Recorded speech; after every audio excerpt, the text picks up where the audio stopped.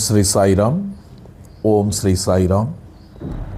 ఓం సాయి శ్రీ సాయి జై జై సాయి. ఓం సాయి శ్రీ సాయి జై జై సాయి. ఓం సాయి శ్రీ సాయి జై జై సాయి. ఎంత మహత్తరమైనదో ఈ నామం.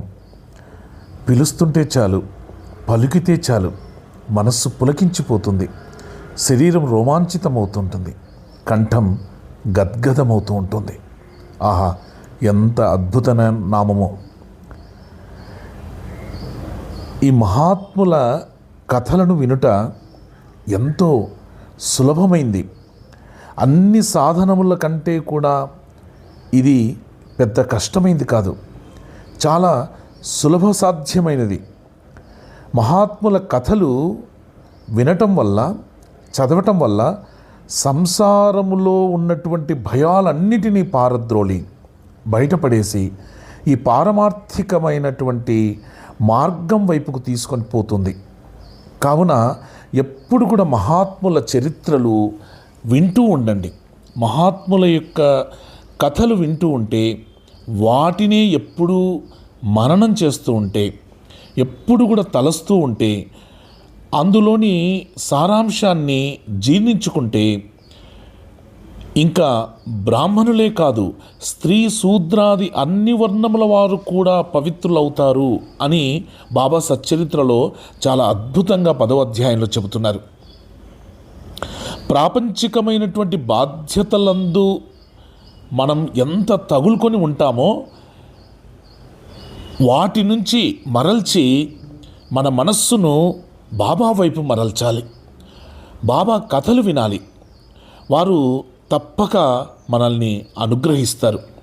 సాయినాథుడు తప్పక మనల్ని అనుగ్రహిస్తారు. ఇది చాలా సులభమైనటువంటి ఉపాయం. అందుకే దీన్ని అందరూ అవలంబిస్తున్నారు.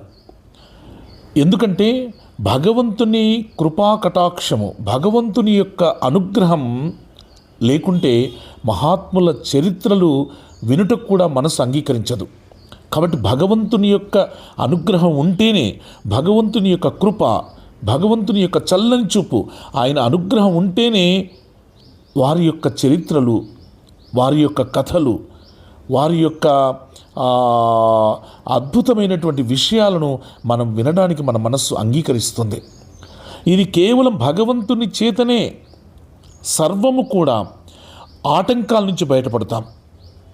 భగవంతుని యొక్క కృప వల్లనే ఎటువంటి ఆటంకాల నుంచైనా మనం బయటపడతాం.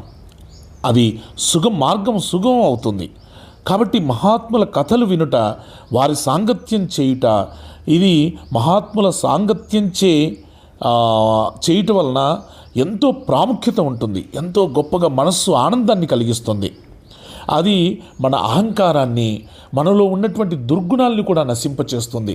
మనకు దేహాభిమానం కూడా ఉండదు. నేను అన్న అహంకారం కూడా నశించిపోతుంది. మన ఆధ్యాత్మికతలోకి వచ్చాము అంటే, ఆధ్యాత్మిక రంగంలో మనం ప్రవేశించామంటే మనలో ఇంకా ఎటువంటి అహంకారం ఉండకూడదు. నేను అన్న అహంకారం ఎక్కడ కూడా పొడసూపకూడదు. మనం చేసిన దానం కూడా నేను చేస్తున్నాను అని చెప్పుకోకూడదు. ఎక్కడ కూడా నా ముంజేతికి కూడా నేను చేస్తున్న దానం తెలియకూడదు అని చెబుతారు. కాబట్టి నేను పెడుతున్నాను, నేను చేస్తున్నాను, నా ఇంటికి వస్తే ఎంతోమందికి నేను భోజనం పెడుతున్నాను అన్న మాట కూడా మన మనస్సు నుంచి రాకూడదు. అది ఆధ్యాత్మిక రంగంలో ప్రవేశించిన తర్వాత మనం కలగజేసుకుంటున్నది. మనలో కలుగుతున్నటువంటి భావన చాలా ఉదాత్తంగా ఉండాలి, గొప్పగా ఉండాలి. సో ఈ అహంకారాలన్నిటి కూడా, ఈ దేహాభిమానాన్ని కూడా మనం నశింపచేసుకోవాలి. చావు పుట్టుకలనే బంధాల్ని కూడా నశింపచేస్తుందట. ఆ హృదయ గ్రంథుల్ని తెగేస్తుంది, తెగగొడుతుంది. తుదకు శుద్ధ చైతన్య రూపముగు భగవంతుని సాన్నిధ్యాన్ని తీసుకొని పోతుంది. ఈ విషయ వ్యామోహాలు ఎందు కూడా మనకు గల అభిమానాల్ని తగ్గించి, ప్రాపంచిక కష్ట సుఖములందు విరక్తి కలుగజేసి పారమార్థిక మార్గం వైపు మనల్ని నడిపిస్తుంది. కాబట్టి భగవన్నామస్మరణ, పూజ, భక్తి వంటి ఇతర సాధనములేవియూ లేకపోయినను కేవలం హృదయపూర్వకంగా మహాత్ములను ఆశ్రయిస్తే చాలు, వారు మనల్ని భవసాగరాల నుండి తరింపచేస్తారు, మనల్ని ఉద్ధరింపచేస్తారు. అందుకే మహాత్ములు అందుకొరకే అవతరించారు. బాబా అందుకే అవతరించాడు. షిరిడీ సాయినాథుడు ఈ కలియుగంలో అందుకే అవతరించాడు. ప్రపంచ పాపములు తొలగజేయునట్టి గంగా, గోదావరి, కృష్ణ, కావేరి మున్నగు పవిత్ర నదులు కూడా మహాత్ములు వచ్చి తమ నీటిలో స్నానం చేసి తమను పావనం చేయవలెనని వాంఛిస్తూ ఉంటాయి, కోరుతూ ఉంటాయట. మహాత్ముల మహిమ అట్టిది. మహాత్ముల మహిమ చాలా గొప్పది. మన పూర్వజన్మ సుకృతం చే మనకు సాయిబాబా పాదాలను ఆశ్రయించు భాగ్యం లభించింది మనందరికీ కూడా. కాబట్టి మనం సాయిబాబా పాదాలను ఆశ్రయించాలి. సాయి నామాన్ని పదే పదే తలస్తూ ఉండాలి. సాయి నామం మన మనస్సులో నిత్యము నాట్యమాడుతూ ఉండాలి. మన నాలుకలపై సాయి నామం తప్ప ఇంకొకటి నాట్యమాడకూడదు.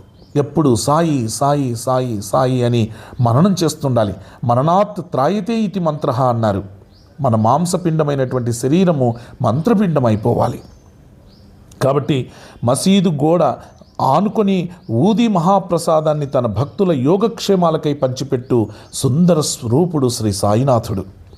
ఆ సాయినాథుడు మసీదు గోడకు ఆనుకొని అలా కూర్చొని తన దగ్గరకు వచ్చే భక్తులందరికీ కూడా వారి యోగక్షేమాలకై ఎప్పుడు కూడా ఊది ప్రసాదాన్ని పంచిపెట్టేవాడు. ఆ ఊది స్వీకరిస్తే చాలు, బాబాను తలుచుకొని ఊది మనస్ఫూర్తిగా స్వీకరిస్తే ఎటువంటి కష్టాలైనా తొలగిపోయేవట, ఎటువంటి రోగాలైనా కూడా తొలగిపోయేవట. అందుకే భగవద్గీతలో చెబుతారు, అనన్యాన్ చింతయంతో మాం ఏ జనా పర్యుపాసతే తేషాం నిత్యాభియుక్తానాం యోగక్షేమం వహామ్యహం. ఎప్పుడు నన్ను తలుస్తూ ఉండు, నీ యోగక్షేమాలన్నీ నేను చూసుకుంటాను అన్నాడు. అందుకే ఎప్పుడు కూడా భగవన్నామస్మరణ చేస్తూ ఉండాలి, బాబా నామస్మరణ చేస్తూ ఉండాలి. అన్ని యోగక్షేమాలన్నీ కూడా ఇంకా బాబా చూసుకుంటాడు. అంత అద్భుతమైనటువంటి నమ్మకం, విశ్వాసంతో మనం జీవించాలి. ఈ ప్రపంచం యొక్క అభావాన్ని చింతించువాడును సదా పూర్ణానందంలో మునిగి ఉండువాడగు సాయి పాదాలకు సాష్టాంగ నమస్కారాలు చేయాలి. ఎప్పుడు కూడా పూర్ణానందంతో మునిగి తేలుతూ ఉండాలి.